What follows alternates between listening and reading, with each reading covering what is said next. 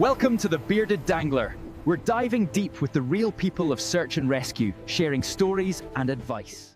Anton, thank you very much for coming on the podcast. Welcome to a special edition of the Bearded Dangler. So a little bit different from what we usually do on this podcast, but I think this will be really interesting, hearing a little bit about your career and how you got to be sitting in front of me today.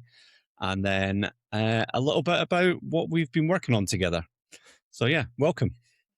Thank you very much, Andy, and thank you for having me on your show. I really appreciate it, and what a privilege to be sharing this with all the other podcasts I've been watching before this. And as I said to you earlier, I had the privilege of meeting the operations manager for your most recent podcast interview, working out of Namibia.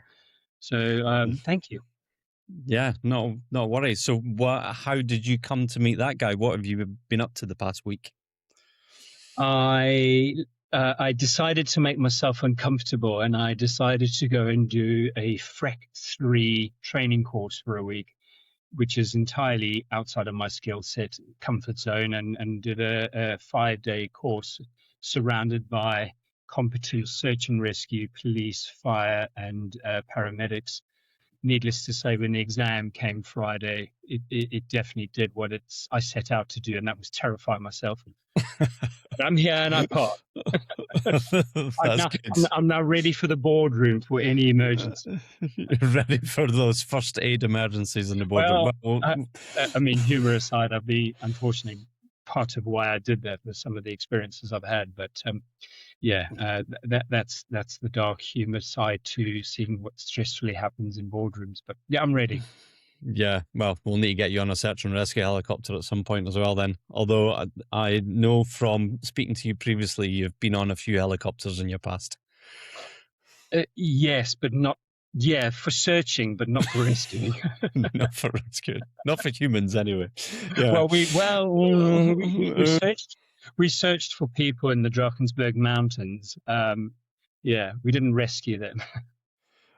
Right, let's get into it then. Let's roll back a little bit. So tell me who you are, where you grew up, and how you've come to be sitting in front of me getting interviewed. Like, what was your background in your career history?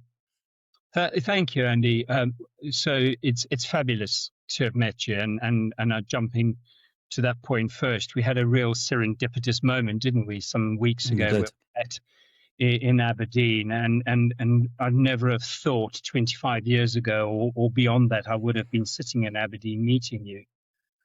I grew up in Africa, in Rhodesia, Zimbabwe, and emigrated to South Africa and finished my schooling in South Africa, where my first life, I should say, I spent working for initially a paramilitary organization and then a conservation body in conservation research, wildlife management. The early part of that was given the timing of when I was working for them and my age. We needed to do some form of national service. So a couple of years was spent running around doing sort of anti-poaching stuff. And then I moved into sort of wildlife, game capture.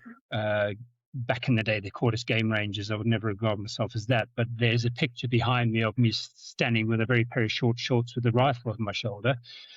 No one wants to see that when you're older. And so I started my career in conservation and research. And to your point, how did that transcend into where I am today? Very, very curiously, I was reminding myself of this, that my second posting, because you had to sort of do various rotations in your practical year. And when I'd finished that, my first job was based on the south coast of South Africa in an area called Natal, now KwaZulu-Natal. And I was reminding myself, looking back through some images and some slides and some various sort of anecdotes around how my appetite for things like crisis arose. And that was because in the 94s, 95s, 96s, perhaps now banished into a box in my memory bank, we were first port of call for a lot of the what do they call them back then? I actually wrote some notes down just to remind myself. They called it the political cleansing areas, because of the evolution between the ANC and All Parts of Freedom Party. They used to go in and they used to clear out areas of people. And we used to come in as conservation and protect the wildlife, restore, kill, cull, rehabilitate, capture, whatever we needed to. So my first pieces of crisis came in and around cleansing of sort of tribal areas. Yeah, that must have been quite a difficult scenario to be involved in. I think when we're young, I do have some memories of catching up with us. I think when we're young, you sort of, I'm going back to the 80s, 90s sort of lifestyle in Africa. You grew up with a very different ethos, and I think we didn't have the support that was around us then. But it certainly was formative. It certainly learned a lot about ourselves. But it certainly also, I got the appetite then, realizing that I was probably one of those characters that ran towards something in crisis rather than freezing or sort of running away. And I'm not saying that's a good thing, but I learned very quickly, what type of person I was. And I appreciate all three are equally important in measure. The wrong person running in the wrong direction is not right either. So. Yeah, no, it's all these life experiences that build you into the person that you are just now, isn't it? And strange paths that we follow and serendipitous meetings that we come across. So how did you end up leaving Africa then, ended up in the UK? It's a great question, and the answer is by accident. And so I had this great idea that I was. Well, it wasn't my idea. I had a girlfriend at the time who was English, and she had returned to the UK. Unfortunately, her mum was unwell at the time, terminally unwell. And while she was over, she lived in a part of the country with a retired heart surgeon who was collecting the global collection of Buxus species, which is a plant. Okay. And I came over to visit, and he sat me down and he said, if you want to work in the nursery, you can. I'm a retired surgeon, but I need 3 species of the specific plant from Ethiopia. So I said to him, okay. And he said, I'd like you to take a Land Rover, travel back through Africa, collect the species legitimately with Kew Gardens. You need to be on your own, look after yourself. This is what I've chosen. You need to go back into Africa and collect the species for me. So I said, okay, well, given the political situation in South Africa at the time, my views on the uncertainty around post-apartheid was really unsafe. Great for the country to transition away from apartheid, but terribly unsafe. So I thought this was a great opportunity. And anyway, the milk turned sour pretty where I couldn't quite work out back then why the Land Rover was so cheap, but I think it was because my girlfriend negotiated with the then boyfriend. I mean, the guy she's having an affair with. So I was left in the UK with a cheap Land Rover and nowhere to go, and I'll show my age now. So I was looking through the New Scientist in the Chichester Library, and back in the day they had these little job adverts, and there's a little tiny sort of 1 inch by 2 inch advert saying I'll never forget it, looking for a carnivore specialist. I thought, carnival specialist in the UK. So I wrote a letter, as you do, and I got a letter back inviting me to an interview in the Cotswolds. And it's no surprise where the research station is. And I needed to navigate to the Cotswolds. Now, so I had to borrow a Peugeot G-Reg diesel car, which often failed. I went to a charity shop and bought a suit, because I came from Africa with only had shorts. And I arrived in the Cotswolds, and they said... in the interview, I met a terribly English gentleman from HR back in the day and a man from Birmingham, and he said, we've got many applicants for this job. You need to tell us one thing that's happened to you in the last few weeks that's going to differentiate you from the job. So I said, I'll never forget it, because we had our 50th anniversary at the research station a few weeks ago. And he never forgot the answer, because I just leaned forward and I've got a Zimbabwean South African accent. I said, oh, yeah, I said, I was shot at last week. And the room just went silent, and he went, shot at? I said, yeah, by 9 people. The guy said, "Oh, I was expecting you to say, like, you'd been caught in a snowstorm, you'd been traveling." And I said, no, no. Anyway, and that's how I ended up working in England. And that was for the then Ministry of Agriculture, working for the British government, Okay. which took me from sort of working in conservation, sort of research, scientific world, anesthesiology, tuberculosis was my area of specialty, all joking aside. Yeah. And then I did a secondment to London, where I was then working as the senior scientific officer for the veterinary research division. And the year I was seconded to London, my responsibilities included providing the evidence and the science to breach between policy and sort of the core field work. We had a fabulous, incredible research program going on at the time called the Krebs trial, investigating the relationship between tuberculosis and wildlife and cattle. And unfortunately, it was the year of foot and mouth, and there was okay. massive exposure to watching crisis unfold in seconds across the UK. So you got parachuted into quite a heavy environment at that time, then. I was young. My role was I was in London while my colleagues were in the field. What I experienced, and I'll say this with radical transparency, was a system in the government that wasn't ready, respectfully, for crisis. What worked so well was when the methodology employed by the then military came in. It really advanced the management of the disease, and I will be that one of the many that stood in meetings and was working in London at the time, led by the military at the time, and how to coordinate a disease that was rapidly, if you remember, getting out of control, with pyres and pyres of cattle being slaughtered and burnt.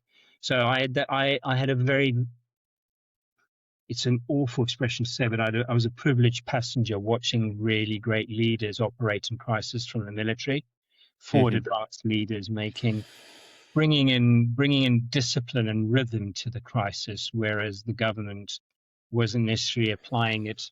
Crisis leadership, it is applying wildlife management, and there's a big difference. Yeah, and there were probably too many chiefs in the political side of it, would you say? Or that's me looking from the outside in, but yeah, that's a great point. So the first time the military were called in, we were called downstairs to the building we were in, well-known building in London, and they said, "You've got to come to the ground floor." And I walked in, and there was his rank escapes me. He was in fatigue, but he just made it very clear: no one sits. Welcome to the bird table 101. And I'm sitting there thinking, bird table? Big circle, go around the room, 15 minutes, you left, you knew where you stood, what you're doing, what was going on. That was what we did. And yeah, there was a fabulous example of dividing communication between, dealing with the present moment, dealing with the future, researching options, really great command, control, communication that worked specifically for what we were dealing with. Yeah. And so how did that develop then? Did that sort of pique your interest in that sort of crisis management world, even though that was like heavily military led at that point? How did you see that developing? So it's just by accident again. Well, so the context is the come the end of foot and mouth, I was still working in the veterinary research division. We had a fabulous research budget to investigate tuberculosis, but what I found myself doing, and this isn't a secret, was going to the House of Lords or Parliament and giving evidence to the politicians to answer questions. Okay. And I learned some poetry that day that I didn't know existed, because on the way back to the office with a lord, I asked why we weren't using evidence to support policy. And I was told, learn to manage your negative capabilities or leave. And I thought, Okay. okay, so I went away, and Negative Capabilities basically was a poem. It sort of came out of a poet from the 1800s, and he said, "You don't like it, and you're never going to go with the flow. Leave." So I said, okay, and I set up a business actually building expedition vehicles, which is another one of my ideas of buying a book on how not to run a company, and this got me crisis leadership, how not to run a company, and I bought the book. And Mm. I'm such a student, I did everything in the book. And that's how I got myself into the commercial world and suddenly dealing with turnaround and crisis, because I bought the book, How Not to Do Everything, and I did it. Yeah, you learned it 101. so, And that's, so you left. Go on, sorry. On you go. no, yeah. So you left the foot and mouth of the politicians and the Lord giving you really good advice, and you went and built expedition vehicles. That's like, how different can you be? Exactly. So by this stage, I'd sort of studied a couple of degrees in wildlife science management, published some papers respectfully on things including anesthetics and wildlife. I'd started working on, I'd done some statistics at various institutions, and I thought, well, this is a good career. And if I'd had a mentor seriously, the best mentor I could have had back then would have sat me down and said, what are you doing? You've got a pension and a job in the government. But I suppose my values were so strong that we need to be leading by evidence. And so there was a real gap in the market, in my view, to build expedition vehicles. And it's really interesting because if you sort of lead life to the full, I started this business thinking I was going to build expedition vehicles. And I had a friend. I still have a friend, and her name was, now control yourself. Her name was Liz Hurley. Now, was not Liz Hurley the actor? She was Liz Hurley, my friend from Yorkshire, and I asked her to come back from Malaysia and help me at the business. And serendipity again is a funny thing. And so I was down in Devon converting expensive 4x4s for people traveling the world, and the business grew quickly. It generally did. And I actually opened a subsidiary in Norway.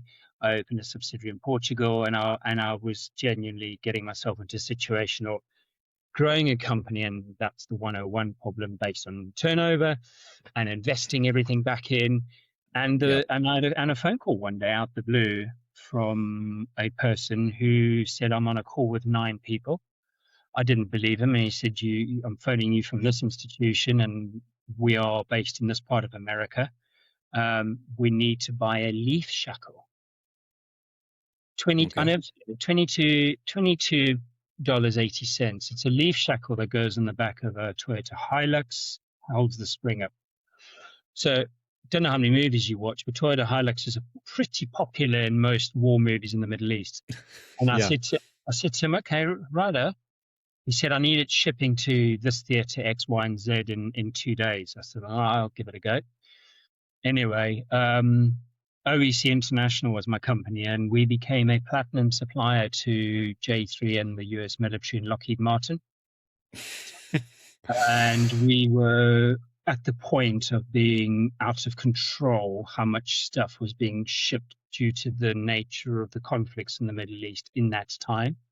And the business was fantastically growing on parts. And I found myself navigating internal crisis, cash flow management, navigating staff problems, growth problems, cash problems, and what to do with that.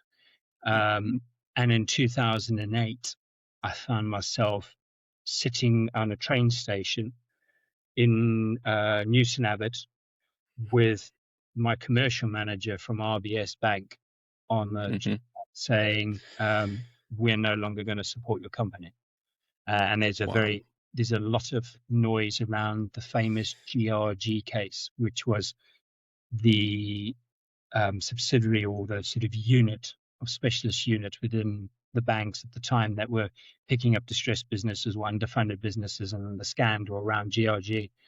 And I remember sitting there thinking, I had personally got myself into the situation of a monstrous business that needed to feed itself, and no no funding, because at the time we were using invoice finance and all the things you shouldn't do, but they're legitimate, systems.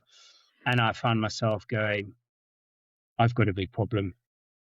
Welcome to Crisis 101. How to run a company, how to get out of this, how to do turnaround, and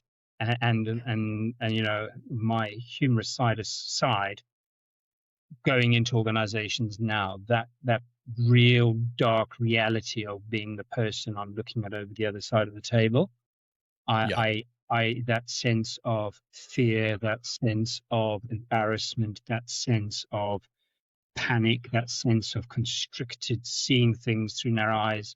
Honestly, I probably excelled at that most mornings at 5 o'clock in the morning, So, and that was my introduction to this world.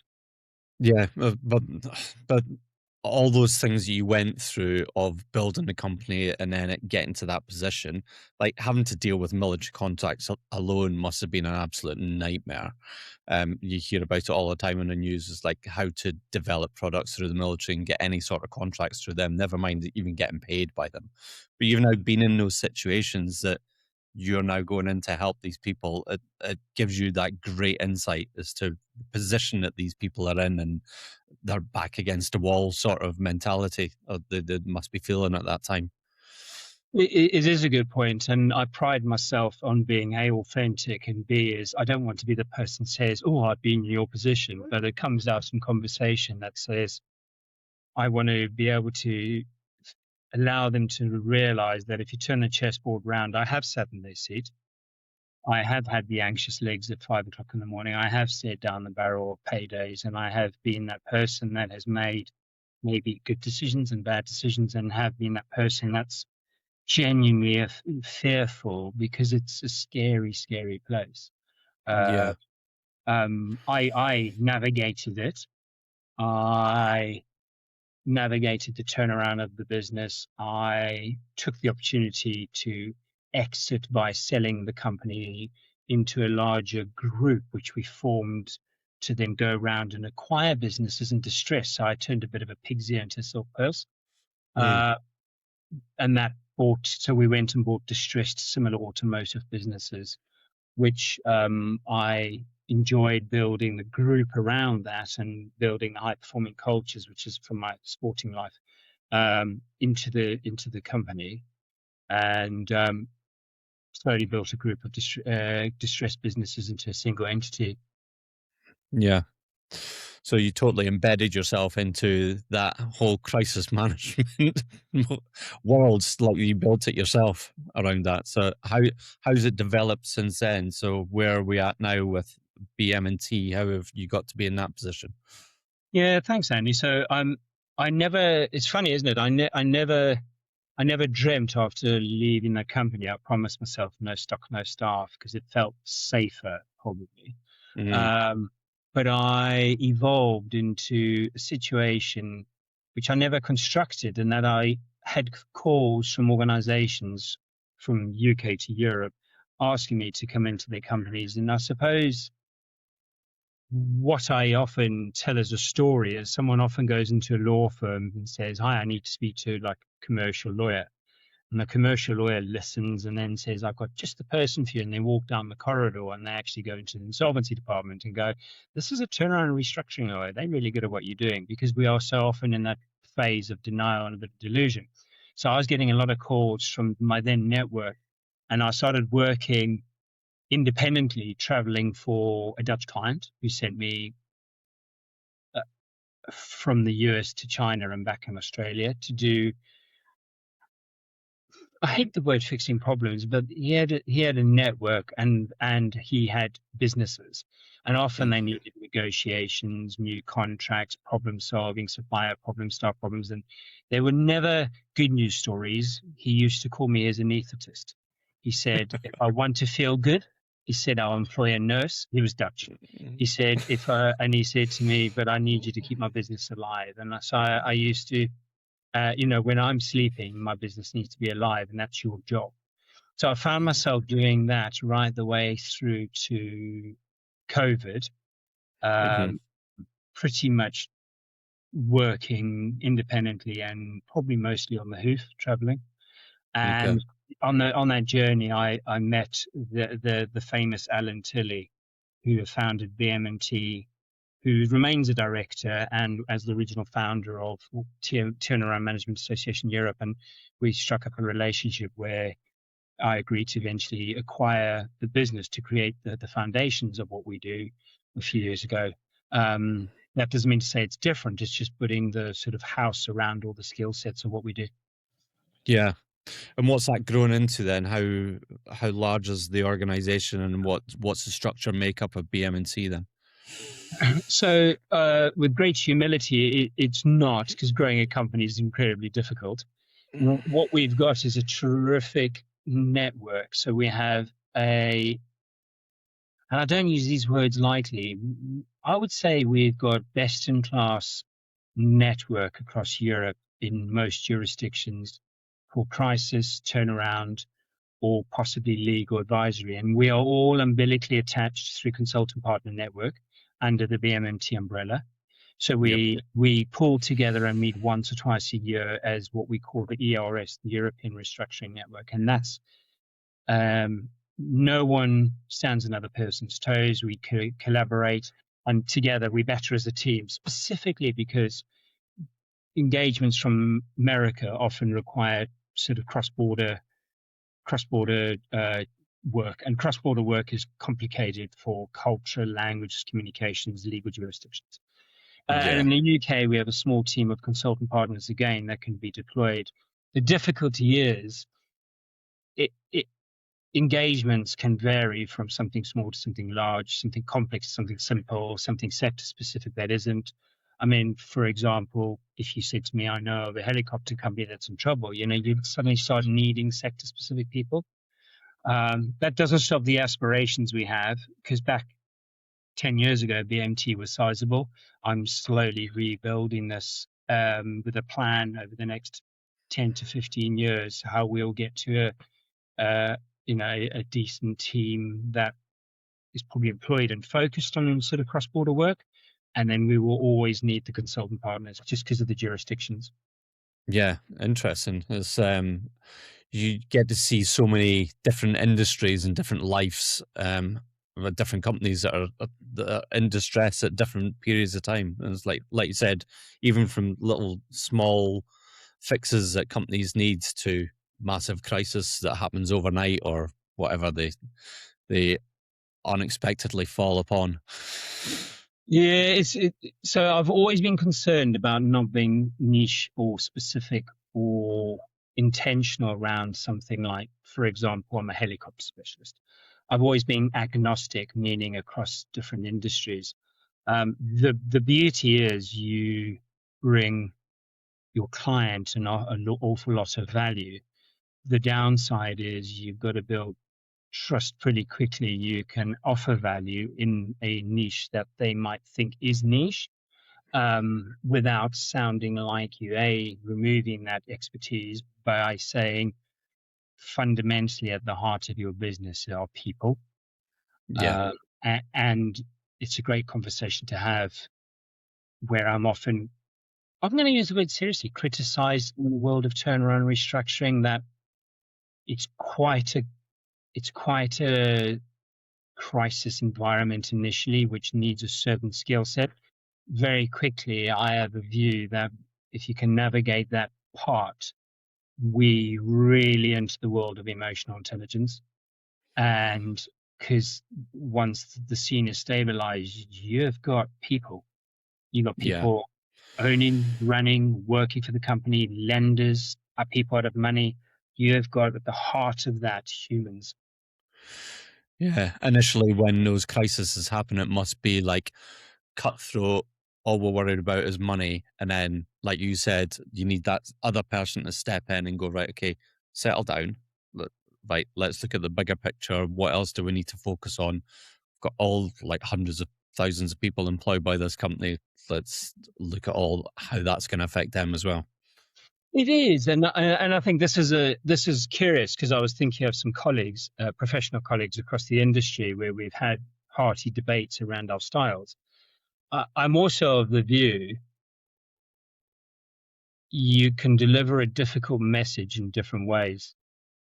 And I think given I've been in and around working life for over 30 years, is the way one might have delivered the message in 1980s doesn't have to be the same in 2026. And having lived through the 80s, 90s, etc., I think there's a style of crisis leadership that can be direct, it can be Yeah. honest. And I have a saying, which is, say what you know, say what you don't know, and tell them exactly what's going to happen. You don't have to say that in a way that's perhaps, oblique. You can say that in a way that lands with, what's the word I'm looking for?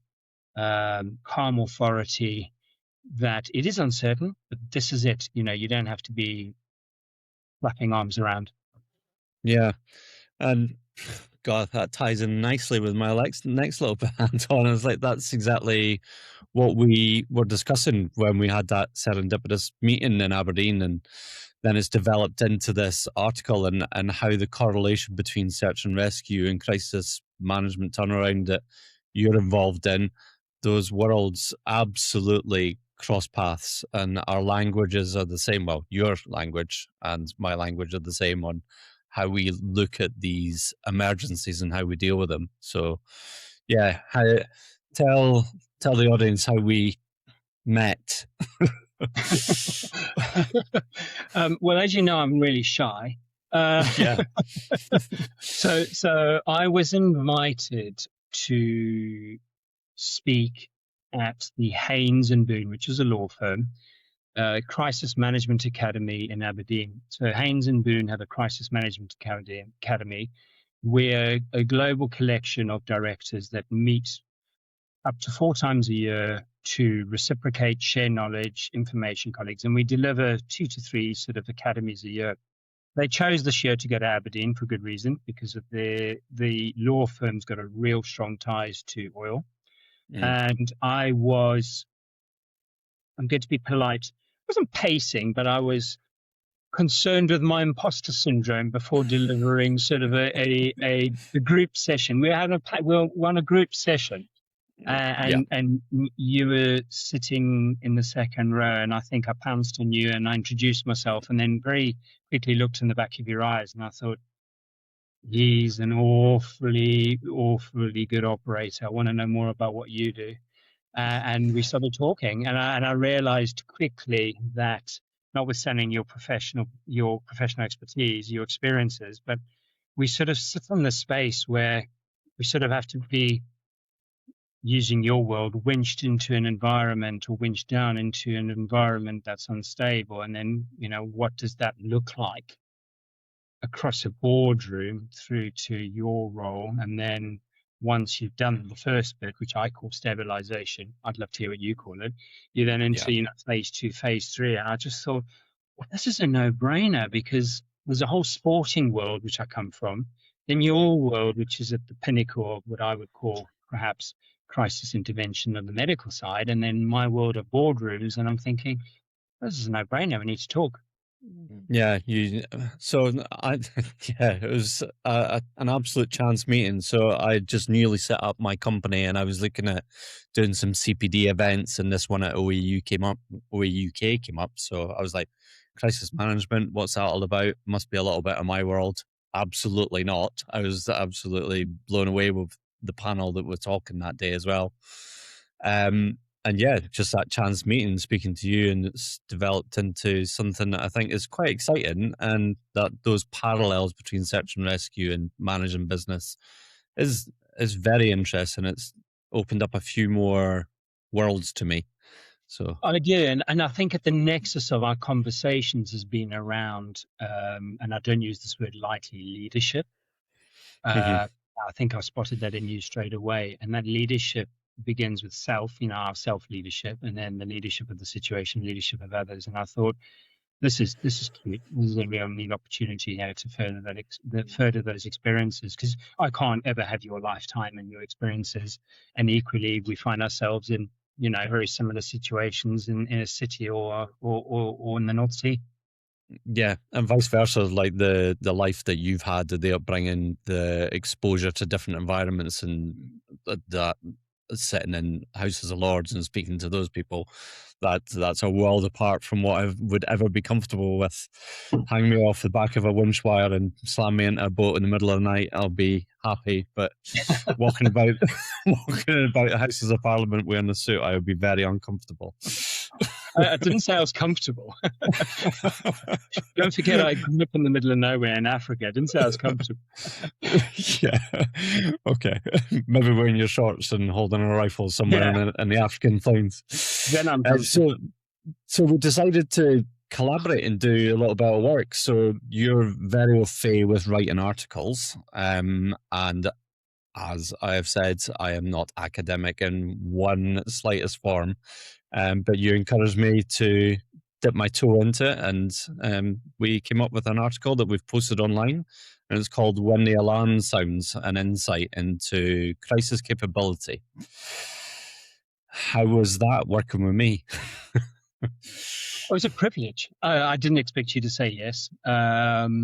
It was challenging me to think differently because we are remote.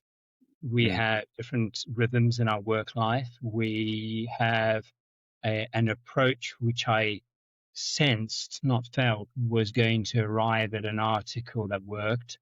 And given our serendipitous sort of conversation briefly, I was going to say, well, how can we sort of work together? Because I didn't concern myself with the content or the output or the final Yeah. article.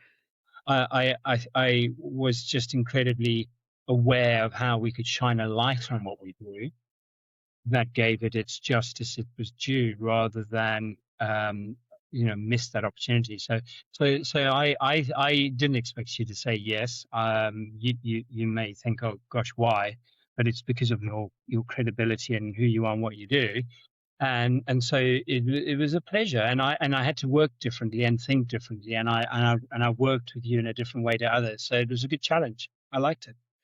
Yeah, thanks. So it was definitely a challenge for me as well. It's like I would, like I've said, I'll winch every day into a storm, but uh, sitting in front of a laptop and starting to write an article and come up with what I do as a job and a life and how I react during a search and rescue mission, as in a lot of people on this podcast will listen to and understand and how they react to these scenarios. But to put it down in writing that isn't an ops manual, to try and portray that to the wider audience is challenging. Not even to talk about my spell checking, like my grammar. And you know what? I'd love to hear feedback from people on the article. With all your humility aside, I don't believe that comes through at all, because it's capturing what you do is the hardest bit. What you're doing is your expertise. Capturing it's the hard bit. I mean, in another world, we would have got some ghostwriter to interview us, and we probably would have had a very sparkly article. What we had was me tapping away and sharing, and you putting all the context and the value add. And we've got a very talented designer who said, well, let's put some photos in. And no disrespect, your photos are going to always win over my photos. I've got one or two helicopter photos going around, yeah. That trumps everything. So that immediately gives everyone an article visual context. Whereas if I have a picture of someone with their head in their hand, that's the reality, but it doesn't convey winching up someone who's also got their head in their hands, but for a different reason. So. Yeah, and so going into a little bit into the article, it covers quite a few topics, but human factors under pressure, what the alarm looks like in organizations, importance of clear communication when stakes are high, practical steps, like lots and lots of different things. But it's like what the alarm looks like in organizations and why leaders sometimes fail to recognize or act on it is probably the key point that we were trying to put across there, and like how you deal with the crisis management and how I deal with a crisis, and how those worlds combine. It's like, how would you put that to the audience, what we were trying to do? Yeah, so before you invited me onto this podcast, I was thinking about that.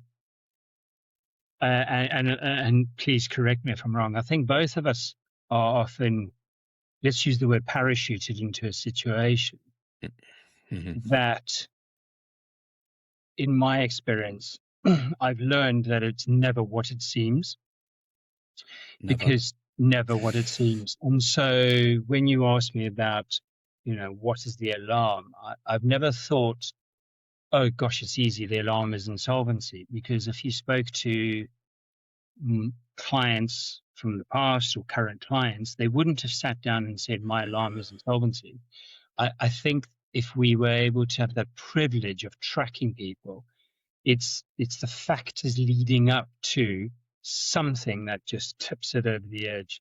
I can't speak to your world, whether it's someone making a decision on an open deck or something else. Mine is a payday most commonly, or a legal letter that arrives, or your best staff members are leaving and you're not recognizing it all. So there are human behaviors that alter in a business environment that's distressed.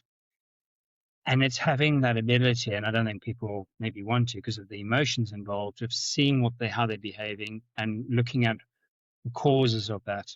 And so when the alarm sounds for us, it's normally an event, often dictated legally or financially, or catastrophically something else. I saw online recently that that sort of situation is probably described as, you'll probably know this, it was new to me, but the grey rhino compared to the black swan. And it's like that big grey rhino of unseen danger that is stomping towards you. And when does that turn into a black swan event? It's quite interesting. And I don't know about your world. Mine is challenging navigating. There's a view of what can't speak, can't lie. So that's perhaps a slightly easier world, because you might pick up something factually and go, well, I can verify that.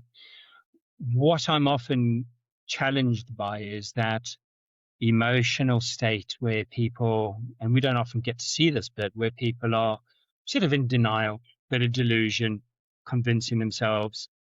But the two emotions that are probably trickier is fear I can cope with. Cope's the wrong word. Fear I can probably navigate, but embarrassment in our world is incredibly difficult to navigate. I don't know in your world, but the embarrassment of someone finding themselves into that position. There's warning signs, and you can see those, but then navigating someone. And I'll share this with you. And there's another Dutch saying, hence my name. And I've got this wrong. And someone called me up and told me this. And I'll leave this with your listeners. In Holland, they say, it's true. No, and the way it's clean. Never tell your neighbor his daughter is ugly. He already knows.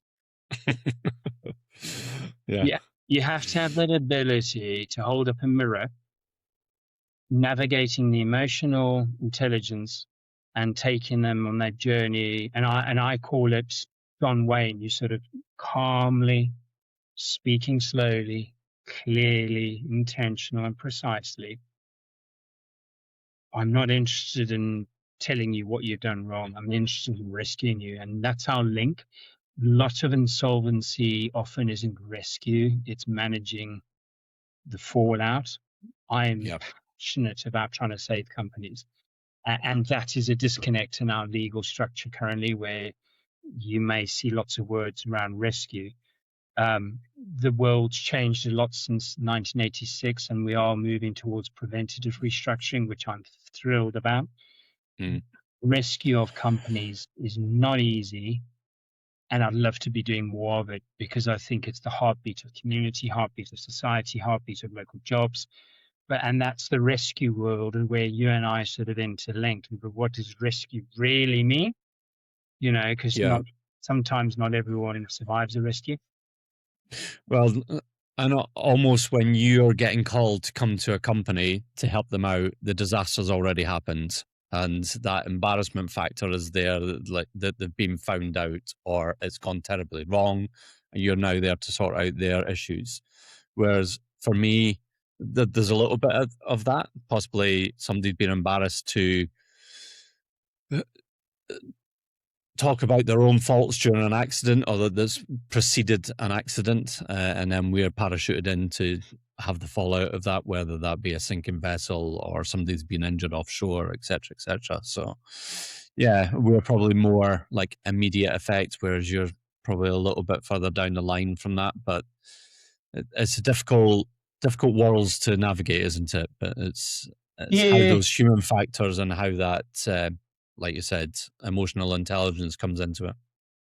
And I think there's for all the studies I've done over the years, there's nothing better than tacit learning, where you walk into a situation and you're just finding yourself dealing with stuff that you didn't expect, understand what's going on, moving parts. And someone said to me only about 10 days ago, it's okay to make a mistake. It's not okay to be negligent. And I think that I wasn't being negligent. It was just a conversation in context to what we were talking about. And I think that's the part of taken away from that is we have imperfect information. We have a situation that needs clarity as best as we can tell people what we know, what we don't know. We need to be able to say what's happening next, so there's a little bit of certainty. We need to be able to be entirely confident what we can do and can't do. And we need to, well, in my world, I bring a huge dose of humility where I can sometimes go, I don't know. Because if I tell you I do know, then we've got another problem. And then I find myself saying, today's problem is this, or this hour problem is that, because people love to conflate everything. And I'm going, it's a bit like I had to tick, this is the wrong humor. In my FREC course last week, I don't know what your current modules are, but ours was Doctor C, A, B, C, D, E. I don't know if you used the same. Yep. And so, of course, the Doctor C stands for circulation. And I was thinking, it's becoming so critical that if you've got a catastrophic bleed, you need to stem that bleed straight away, otherwise nothing else matters. And that's the lovely synergy of going, the D for our viewers that probably know this better than I do is the danger and then the sort of the consciousness, but then it's the response. But my world is like, you've got a catastrophic bleed of cash. If you're talking to me about airways, breathing, circulation, and then, but hold on, you've got a catastrophic bleed. We've got to put a tourniquet on your cash. That's it. Tomorrow's problem is tomorrow's problem, or you've got a 21-day judgment. That's 21 days. Today, you've got a tourniquet on your cash. And that brings up very, very difficult conversations.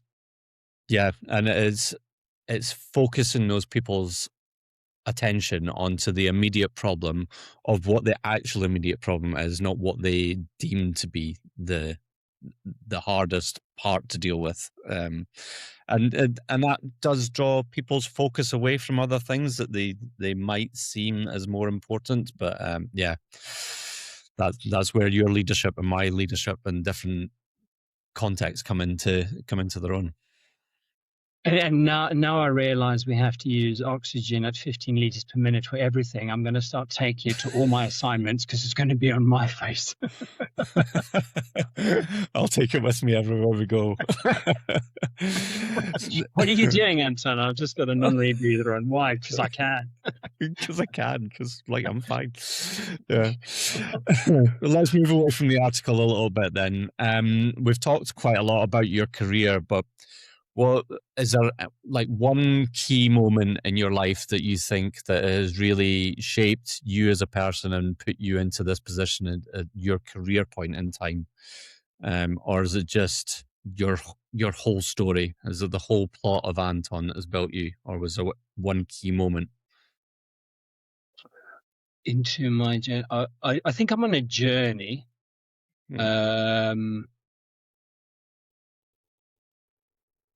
I think what shaped me recently is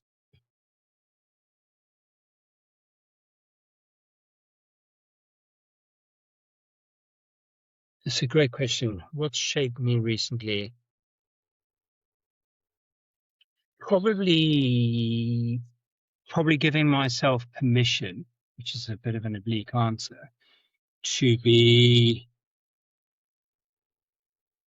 good or aspire to be good at a soft skill, not a hard skill. Okay. And I don't know what you expected me to say, and I'll expand on that. So No, go for it. in a very technical environment, I totally understand and have a complete respect for underwriting what we do with technical skills. I get it. Whether it's your world or my world, there are things you do that I couldn't do and vice versa. And so I'm constantly on a journey of technical skills. I Yep. just have a view that once you've got your technical skills, giving myself permission to be good at situational leadership has changed a lot of what I do, because it allows me to go, I need a really good Andy and a really good John and a really good this, because that situational is not necessarily everyone's strength that I found myself in more often than not. So rather than trying to be good at everything, being really good in a situational position, that's transformed my thinking away to going, what's your secret sauce? And if that's situational leadership, emotional intelligence, leading teams, high performing environments, that's okay. Stop judging yourself by not being the best accountant or the best lawyer or the best someone else. That's why you have the best of those persons, and together you're better as a team. Yeah, I think that probably that humility comes with age. And those and that experience over the years that you've been exposed to, you and I both, everybody, that you have that confidence that you go, do you know what? It's all right that I'm not okay at everything. I'm good at what I do. I need to bring in other professionals to help me understand these roles, but the people that don't understand where they're at that point in time, that's a dangerous position to be in. I think you need to know your limits. And I think it's this is a bit dark and deep, not dark. This is about deep and sort of meaningful. I think it's come from. There's never been a lack of humility over the journey of my career. It's been about the permission, I think, to give myself permission, not others, to give myself that permission. It doesn't stop me having massive imposter syndrome around peers and colleagues and other people and questioning myself. I think the more I know, the less I know, is that it's so true to everything. You know, I did my FREC 3 last week and I left there going, I wouldn't wish some of the experiences I've had as a civilian on others, you know, from the things I've seen and done in Africa to suddenly now going with all this little bit of knowledge, and I'm talking like a teeny weeny bit of knowledge, just made me realize just how little we do know. But then I also have the appetite to learn more. So my age has taught me sort of, and this is a point I wanted to come on to, is I've always had enormous curiosity. Yeah. And I've positioned that way before judgment. I've always replaced that. I've always been curious. And the reason being, because you get to know someone, and lo and behold, Friday night, I don't mind sharing this, I went down to the local leisure centre. There's a lovely young woman who works on the desk. She's probably 18, 20, younger than my stepsons. And she was sitting at the desk, and I've always had a good conversation with her, and I know of her mum and dad, and she started talking to me, and I thought, I'm just always curious, and what it turned out to be is she's one of the UK's best 800-meter runners going to America on a scholarship. But because she just sits there quietly and does her competing on national stage, no one knows what she does. And I just thought curiosity is so important, because you don't know who you're talking to. Yeah, you absolutely do not know somebody's story until you start speaking to them. Yeah, you don't know how somebody's got to where they are in that life Yeah, it's very interesting. I've found that through this podcast. I thought I knew some of my colleagues when I interviewed them, and I didn't know half their story. It's been really good. Yeah, and that's what a lovely privilege for you. And I've had to tell myself in the world of criticisms we live in is that people find that I get judged a lot, and I don't mind saying this on air. I live in a world where I'm often judged quite a lot and being called a number of names because I'm so emotionally in tune with clients, and the names that are being used have been quite strong. But I'd rather be judged by someone who has to put me in a box than is curious about how I've got there. Because I've still got clients this afternoon that are in a distressed situation. It comes back down to understand their context, deliver the message. I get it wrong a lot. Every day I get it wrong. I'm terrible. But if I understand that bit, what I'm saying is going to go further, longer, deeper, more understandable. That's my curiosity bit. And you never know, you might bump into the person who is the next 800-meter world champion. And I might have said, "Oh my God, you're so lazy sitting behind the desk." And then she stands up and you think, ugh, Yeah. fastest young Or woman in the country. or you might just go to a conference panel talk and bump into somebody that used to work in foot and mouth for the government. So you Or just hang never know who you exactly. hangs from a helicopter. Yeah. Well, So do more than well, sometimes not. How do you personally deal with pressure? Like, think of your Frick 3 exam last week. Like, what is your technique for dealing with high stress pressure situations? in the moment or after the moment. Both. Go for it. Don't mind being honest. After the moment, I have terrible habit of putting stuff in compartments. Absolutely not a good role model. I this year took it upon myself to actually go, that's a bad model. Let's go and talk to someone, because having those conversations about things you've experienced, not in business but other things in life, are Mhm. helpful, because it took me away from environments where maybe dark humor isn't helpful in some environments, and I get that. In high pressure environments, um, I it's really, how do I describe this in words? If my wife was here, she could tell you. Um, It's great how other people can tell you exactly how you deal with situations, but you look at yourself and you can't. I'm the same. do, um, you, do because you whenever rise to the occasion, or is it all about preparedness? no, I'm incredibly calm, like excruciatingly clear. My father-in-law is desperately ill, and we've had some incidences. We're having to resuscitate him, and being on the phone to talk to someone, and they'll be like, "Is this happening?" It's like, "Yes, it's happening. I'm crystal clear, and I have got the time. I've worked it out. The door's there. I'm incredibly, incredibly not focused where I'm missing stuff, but incredibly go into a zone of calmness if it's an accident or things I've experienced or in a boardroom. I it really does just bring the temperature down. I'm not one to get aroused by that. I don't know if it's, to answer your question, if it's childhood. I don't know if it's, so whatever the word is for that, when you exposure. I couldn't profess to be trained like you are. I think it's happy to take responsibility. I've always done that. Mm. I've always been happy to take responsibility. I've always been happy to know what I don't know. And I've tended to run towards things and gone, I'm clear of what we need to do. So you got to ask other people. But I've definitely pushed my actual friend stuff out the window or jumped up and down. Yeah, I think in my world, speaking for myself and a few others that I've seen over the years and looked up to, most winchmen, most people in search and rescue, but winchmen, in fact, are those people that will run towards the fire, but they're calm when they get there. They aren't the ones that are shouting and screaming and up in people's faces and like conquer and divide in. It's like you can be parachuted into an environment, onto a sinking boat, or into an RTC at the side of the road, and you're the one that is there to solve everybody's problems that day, whether it be the firemen that have been on scene for a few hours cutting the person out of the car, but they are looking at you to come in and solve their problem and take that casualty away from them. So they aren't the ones that are the shouters and screamers. They are calm, concise.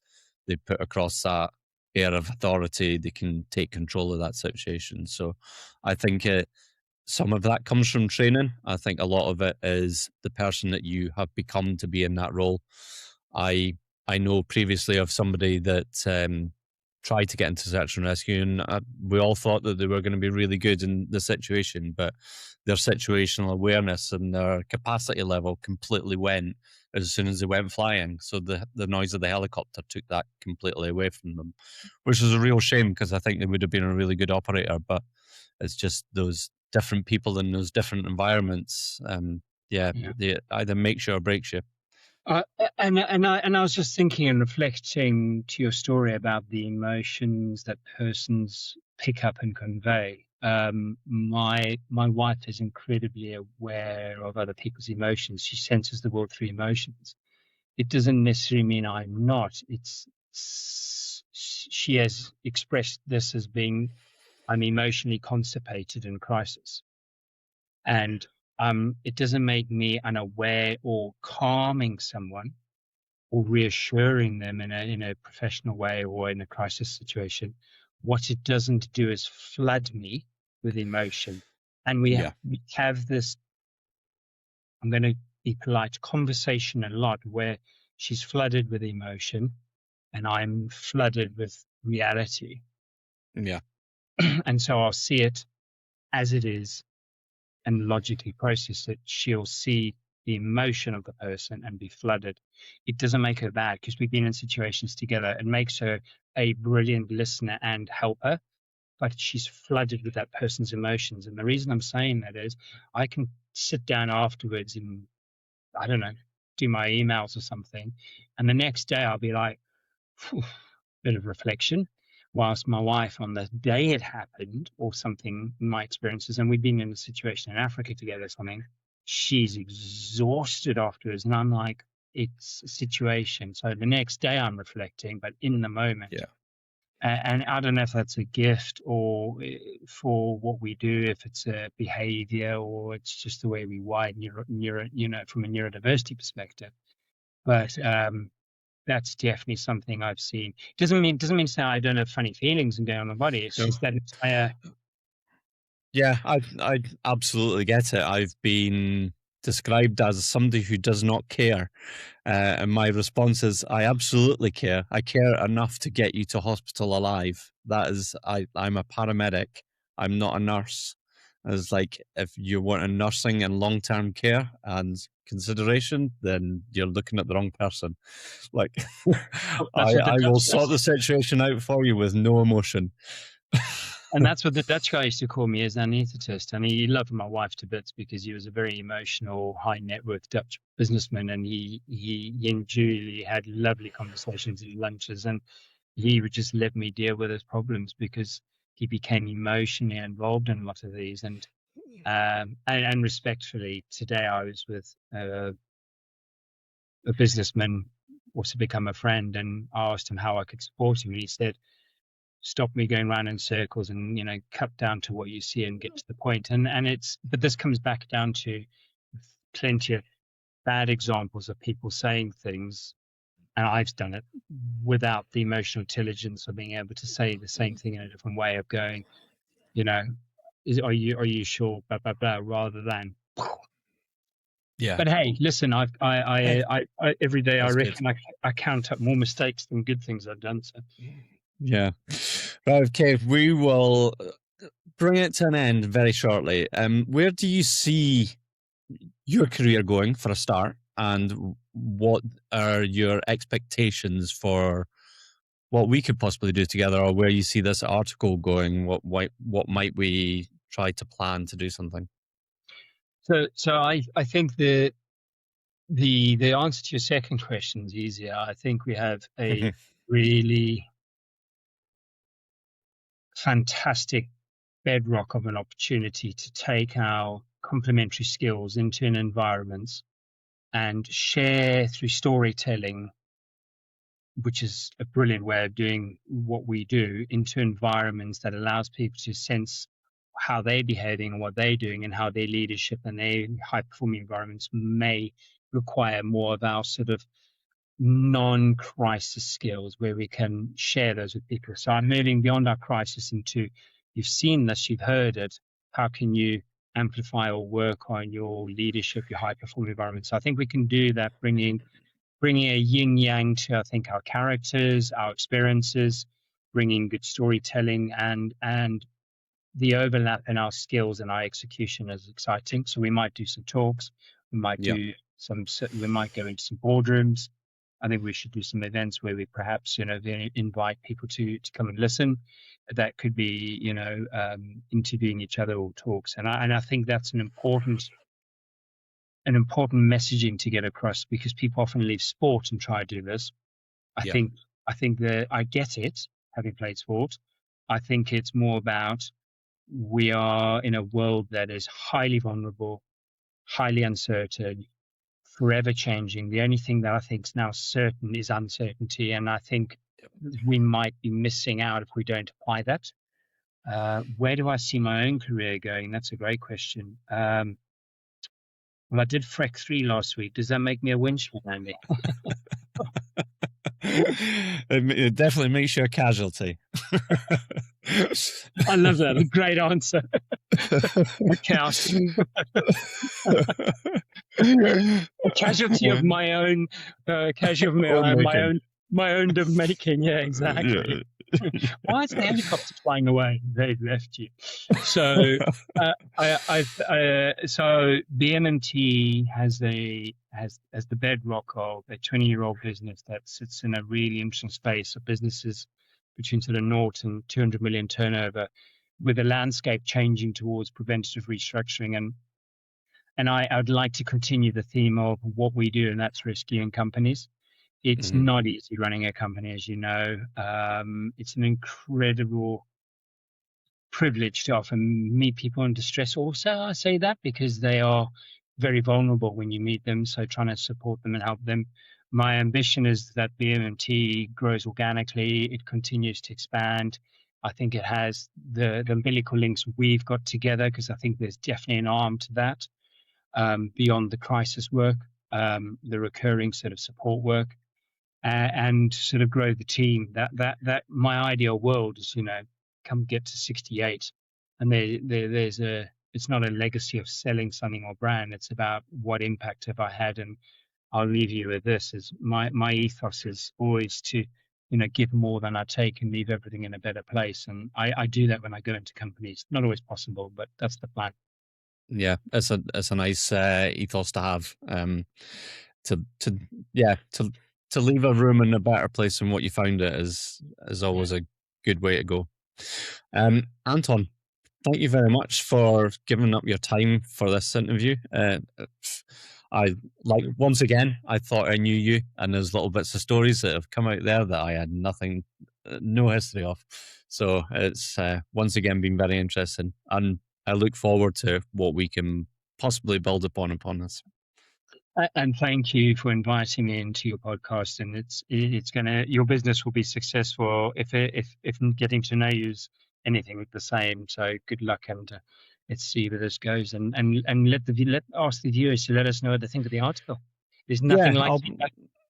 I'll put up a little question box on this, and I'll also put up the link to the article and to both of our pages, so people can find us and messages, etc. So we would love to hear everybody's feedback about the article, good or bad, or whatever way you want to put it. Exactly. Yeah, thanks, we will take it with humility. Thank you. All right, thanks. Bye. Bye.